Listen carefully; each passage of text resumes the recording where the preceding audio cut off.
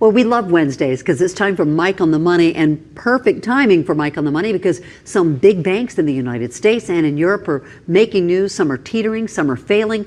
Mike is with Williams Wealth Management and can walk us through the fear that's hitting the banking industry now. And I guess the first question people would have, Mike, is why are they flailing and failing right now? Yeah, each case is a little bit different, and they all have isolated risk issues that they all kind of came on themselves. But the Federal Reserve's aggressive interest rate hikes certainly exacerbated the problem. And so one of the things we've been talking about here for the last year is that as the Fed keeps raising rates, you're going to start seeing some cracks, some things breaking.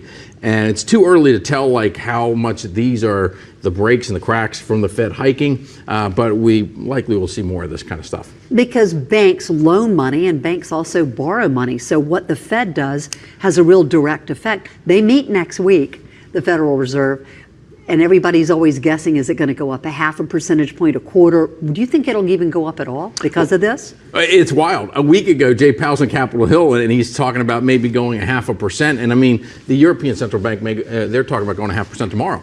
And all of a sudden, within a week, it's like from 0.5% to maybe 0.25%. And now there's a lot of people, a lot of major banks out there saying that they might not even raise rates at all, simply because what's happening with the bank failures right now are maybe a direct result of all those interest rate hikes. And so that in and of itself may slow the economy down enough to start bringing inflation down. Now, the two sort of major banks that have failed in the U.S. are not anywhere in our area, but it still begs the question, am I safe? What do we do with our money? Is it okay in the bank?